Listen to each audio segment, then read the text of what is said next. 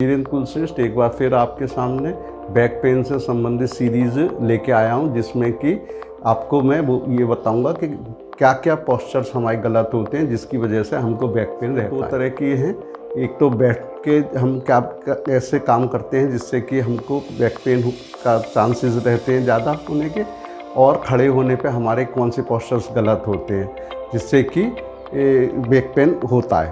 तो सबसे पहले मैं बैठ के बताऊँगा आपको।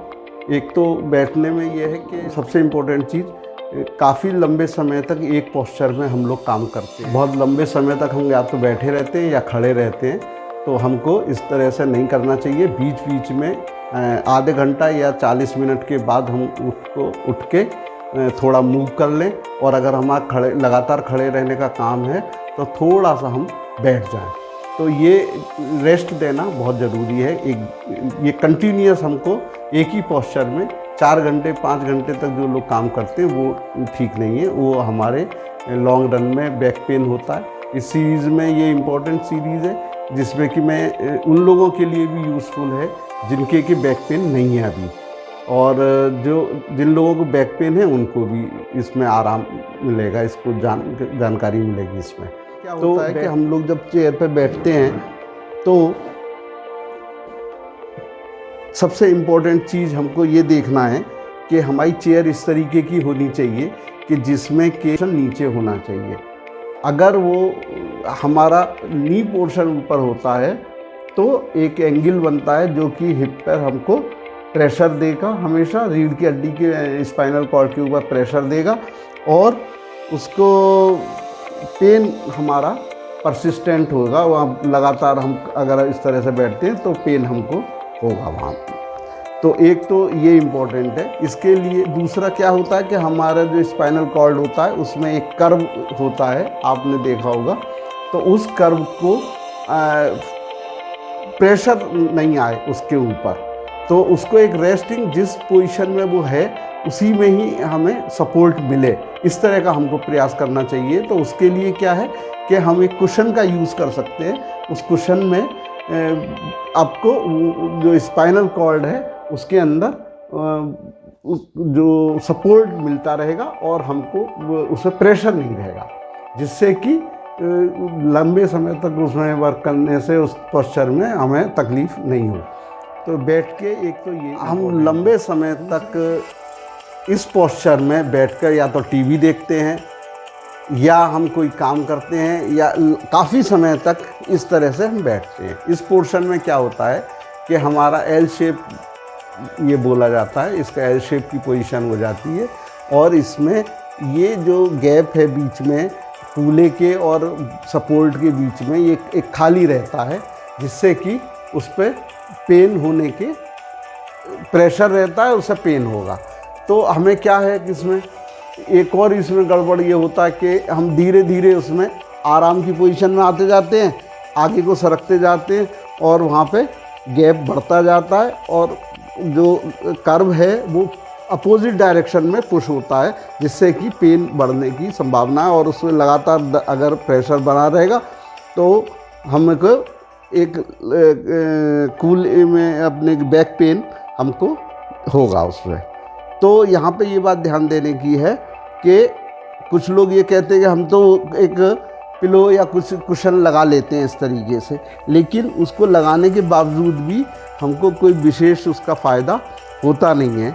ये जो है पेन उससे होगा क्योंकि उसमें प्रेशर हमारा कूल्हे के ऊपर पड़ रहा है, जो तो हिप के ऊपर हमारा प्रेशर पड़ता है, और प्रेशर पड़ने से उसको जो उसकी डिफ़ॉर्मिटी उसकी स्ट्रक्चर में आती है। तो इसलिए हमें ये लॉन्ग सिटिंग इस तरीके से अवॉइड करनी चाहिए। एक और हम जो गलती करते हैं वो हम करते हैं लैपटॉप के देखने में, लैपटॉप या लॉन्ग समय तक हम मोबाइल को देखने में एक पोस्चर में भी गलती करते हैं। जनरली हम लोग लैपटॉप पर काम करते समय काफ़ी समय तक इस तरीके से बैठते हैं, और ये जब हम इस तरीके से बैठते हैं तो एक वी शेप स्ट्रक्चर ये हमारा बनता है। जो वी शेप बनेगा तो इससे हिप के ऊपर प्रेशर रहना ही है और हमारी पूरी बैकबोन पे प्रेशर लगातार रहता है, जो स्पाइनल कॉर्ड है। और इससे क्या होगा कि इसमें दोनों साइड से प्रेशर आ रहा है, आपके शोल्डर साइड से प्रेशर आ रहा है और आपकी लेग साइड से भी प्रेशर आ रहा है हिप बोन के ऊपर।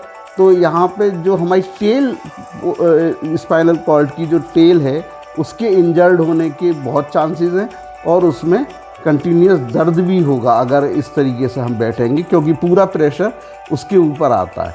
तो और वही एक रीज़न हो जाता है कि आपको बैक पेन ज़्यादा होता है। तो इसलिए ये बात हमें ध्यान देनी है कि कभी भी इस तरीके से हमें लॉन्ग सिटिंग बिल्कुल नहीं करनी है। और जब यंग एज है 40-50 साल तक आपको मसल्स मजबूत होते हैं, वो इस प्रेशर को झेल लेते हैं, लेकिन उसके अंदर डिफॉर्मिटी और वो आने का चांसेस रहता है, जिससे कि आफ्टर 50 उसमें पेन बढ़ने लगता है फिर। और हो सकता है अगर ज़्यादा सिटिंग करिए तो उस एज पे भी हमको तकलीफ़ बढ़ जाए। तो ये हमें पोस्चर अवॉइड करना चाहिए। इसके बाद आपको एक चीज़ और मैं ये बताऊंगा कि टेबल पे हम जो बैठते हैं वो किस तरीके से हमें बैठना चाहिए, हमारी चेयर कैसी हो, हमारी टेबल कैसी हो, क्योंकि उससे भी बहुत असर पड़ता है हमारी इसके बैकबोन के ऊपर, और हमारा बैक पेन इसी से बढ़ता भी है। देखिए कि जिस चेयर पे मैं बैठा हुआ हूँ इस समय और ये मेरी टेबल है सपोर्ट, ये बिल्कुल गलत टेबल और पोस्चर होगा। इसका रीज़न ये है कि एक तो इसमें मेरा जो नी है वो ऊपर को है और हिप नीचे की तरफ है, इसलिए तो हमें चेयर ऐसी होनी चाहिए जो थोड़ा ऊंचाई पे हो, एक बात। दूसरी बात ये है कि हम जो इस पे काम करें तो हमारा ये एल्बो जो है वहाँ से लेके हाथ पूरा एक सीधा सपोर्ट में रहना चाहिए, और हमारे कंधे से एल्बो और हाथ का 90 डिग्री का एंगल आना चाहिए। जबकि आप ये देख रहे हैं कि इस समय हम बैठे हैं तो ये हमारा 90 डिग्री का एंगल नहीं बन पा रहा, क्योंकि मेरी चेयर नीची है। तो उससे क्या है, ये अगर लगातार इस तरह से रहेगा तो हमको आगे को झुकना होगा, उस कंडीशन में हमें आगे को झुकना होगा, और आगे को झुकेंगे तो हमारा इस पे जो स्पाइनल कॉर्ड है इसके ऊपर प्रेशर रहेगा और उसमें पेन हमारा बढ़ने का चांसेस रहेगा। अब चेयर हमारी थोड़ी ज़्यादा ऊंची भी है तो कोई दिक्कत नहीं है, क्योंकि हम उसके नीचे, पैर के नीचे कोई लॉग या कोई सपोर्ट हम लगा सकते हैं। लेकिन टेबल के ऊपर हमारा इस तरीके से एंगल आना चाहिए, हमको इस तरीके से बैठना चाहिए जिससे कि ये 90 डिग्री रहे और हमारा पूरे हाथ को इसमें सपोर्ट बेस से मिले। तो ये पोस्चर हमारा बहुत ज़रूरी है, और इसको चेयर और टेबल को हमें बहुत ध्यान रखना चाहिए इस बात का। अगर मान लो हम नहीं उसमें ऊंची कर सकते चेयर किसी वजह से, तो हम नीचे कुछ कुशन या तकिए लगाएं और उसको ऊंचा करें। लेकिन कंटिन्यूस अगर हमें वर्क करना है तो हमको इस पोस्चर पे वर्क नहीं करना चाहिए, ये बिल्कुल रॉन्ग। और हम लोगों के पोस्चर में कमी है वो हम सोफ़े पे बैठने की। सोफ़े में क्या होता है कि उसमें कुशन बहुत ज़्यादा होता है और हम उसमें एक तरह से धंस से जाते हैं सोफ़े के अंदर, और जब धंस जाते हैं तो हमारे जो नी है वो ऊपर हो जाता है और हमारा जो हिप पोर्शन है वो अंदर को चला जाता है। तो जब भी हमको उठना होता है उस पोस्चर के बाद में, तो हमको हिप के ऊपर जोर देना, स्पाइनल कॉर्ड के ऊपर पूरा जोर देना पड़ता है उठने के लिए, और ये रीज़न है कि उसमें पेन होता है। तो अगर हम इस तरीके के सोफ़े पे बैठते हैं या चेयर पे बैठते हैं जिसमें कि नी हमारा नीचे रहता है और हिप ऊपर होता है, तो उठने में बहुत इजी है और उसमें कोई भी प्रेशर किसी भी पार्ट पर नहीं आता, ना हिप के ऊपर आता है ना बैकबोन के ऊपर आता है। तो ये चीज़ हमको बहुत ध्यान देने की है कि ये इस तरह से होना है। हमारे कौन से ऐसे पोस्चर्स होते हैं जो कि हमें अवॉइड करने चाहिए और ध्यान रखना चाहिए हमेशा।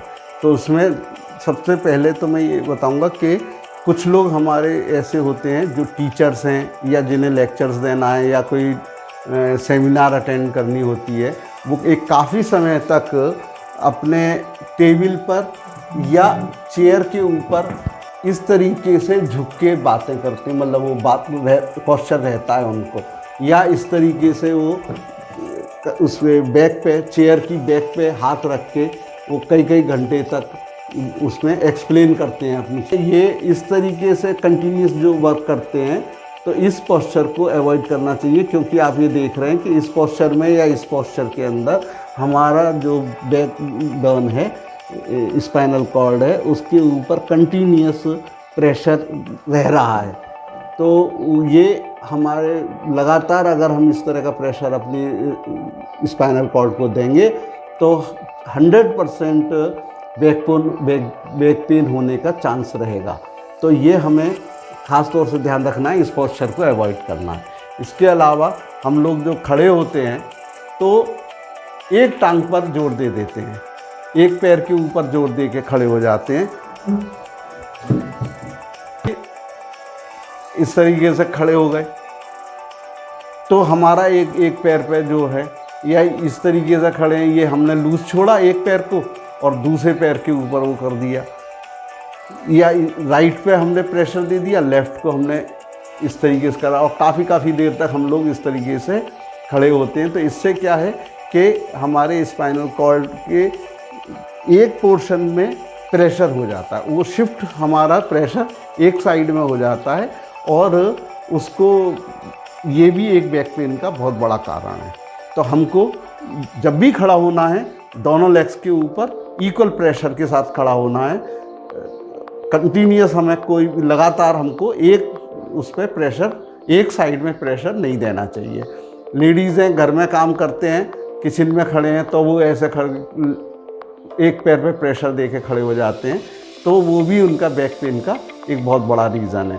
इसके अलावा हम लोग जब खड़े होते हैं जनरली ढीले होके इस तरीके से खड़े हो जाते हैं, उसमें क्या होता है कि हमारा टमी थोड़ा बाहर को आ जाता है और ये हिप पोर्शन को भी हम आगे को कर लेते हैं, इस तरीके से हम खड़े हो जाते हैं।